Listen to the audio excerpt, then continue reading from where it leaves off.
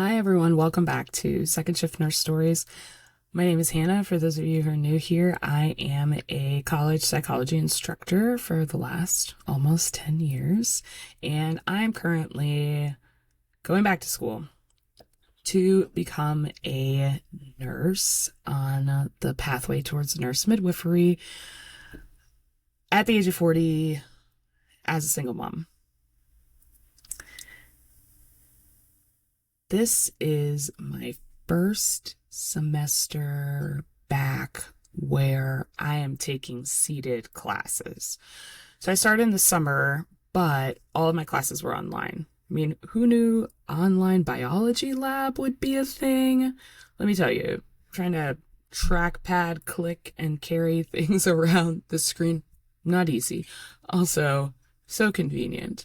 But now I'm in seated class, and I am taking anatomy with lab. I'm taking chemistry with lab, and I am taking genetics. Anatomy and chemistry required for the program that I plan to transfer to. Genetics not required, but it is the prerequisite to microbiology, which is required. So I'm taking that, and in the spring I'll take microbiology and phys, and then I will be ready to transfer in the summer. But as it is the first semester back in seated class, I also work full-time as a college psychology instructor, which usually is pretty flexible, but I'm also the graduate program director of a program seeking its initial accreditation. And as such, I am super busy with self-study writing, which takes up a whole lot of my time. So while usually the college instructor life is one of ease, mine's a little bit more complicated than that, and that keeps me very busy. So sliding in labs and lectures into my week has been a challenge. We just finished the first round of tests. We're 5 weeks in, so last week was my last first test of the semester. And for not attending lecture very often, it went okay. Like, I wouldn't say it was awesome. It certainly, 76s and 78s are not what I am accustomed to seeing on exams. However, as somebody who's not big into the sciences, and doesn't have a whole lot of exposure, I talk to people for a living. So this is a big thing, requires a lot of energy and effort for me. And so 78s and 76s are not, I'm not jumping for joy. However, I am also not, like I said, not attending lecture that much. I blocked lecture in my calendar. In theory, it is doable. In theory, it's incredibly doable to make it to lecture during the week. And yet, because I'm working, it then becomes this thing where I'll be like, okay, I will fill up all the other hours in the day, and then the only thing that's left is lecture. So I'll be like, okay, well, all right, I didn't quite make it to lecture this week. Now I only have lecture for 2 classes of those 3. I have lecture for anatomy, and I have lecture for genetics. Genetics is large lab, or, large lecture hall lecture, so nobody knows if I'm there or not, and it's fine. I keep up with the reading at home. I do the best I can. I attend when I can. Now, anatomy, also larger room. I think there are 90 people in the class. So in theory, no one would really know if I was there or not. But the instructor of my anatomy lecture is someone I know from working on campus. And so, and when I'm there, I tend to sit like middle of the pack, dead center, by myself. So like if I'm not there and that seat is empty, it is clear I'm not there, and he will know I wasn't there. Uh, Big apologies, Cody. I love your class. I think you're fantastic. And also, it is the easiest way for me to reclaim large chunks of time in my week. I don't think I realized how hard that was going to be. Um, I'm trying really hard, and doing the best I can. And of course, I do all the homework. I do all the extra credit.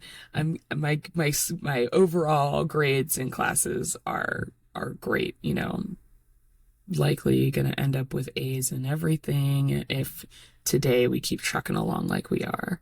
Uh,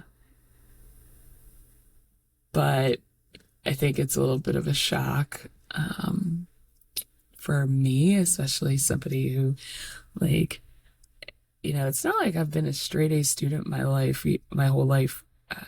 When I was in grad school, I used to say, you know, I'd be I'd be holding down the bottom end of the curve, or uh, B's get degrees, or whenever on test day, I'd walk into class and be like, all B's does a doctor make? And it sure did. And I did not get all B's, but like, that was me.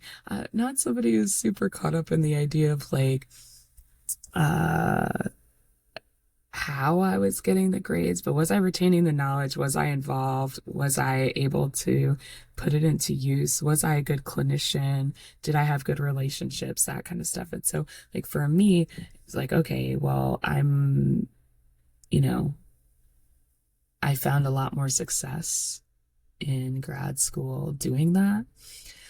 So then there's this weird thing where it's like, okay, these are 100 and 200 level science classes and in undergrad, and they're way harder, but I don't speak the language of these things. I'm learning it for the first time. Or like gaining a deeper knowledge and understanding, because I have known about, I dabble in this world and have, especially being in birth work and integrated primary health care for a long time.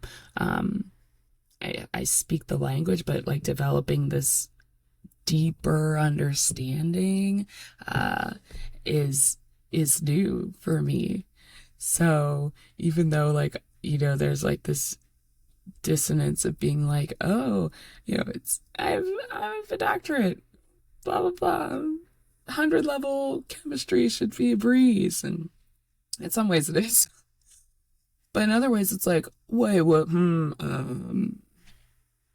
do you mean exactly? Can you repeat that again? Can we run it back a third time? I will reread the chapter, if I can, because I'm super busy. So I think that's been a really big surprise for me along the way. But I'm still getting there. Still doing it. Still hanging in there. Still know we're on the right path. And making some changes, making some shifts.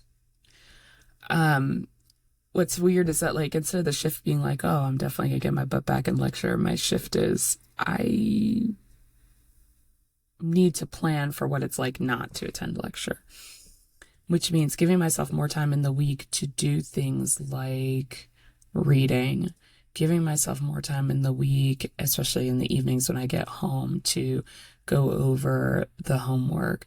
Both of my classes utilize adaptive quizzes, and so using those adaptive quizzes and not just like skipping ahead and being like, yeah, I get it, but taking the opportunity to like connect back, especially when I'm not exactly sure what an answer is, or if I've guessed and gotten it right or wrong, being willing to go back and look at those things. So now I hope I get the bonus of being able to attend lecture again. It does not look like it. I'm going to be a show up for the test girly, but I hope that some of these changes I've made are going to make it easier for me to show up for the test and do better than this first go round. Even though I'm not going to complain about getting a 78 in genetics when I thought the test would be all Punnett squares, and it wasn't. So, more to come. But that's where we're at today, and just doing my best. So stay tuned for more. Have a great day, y'all.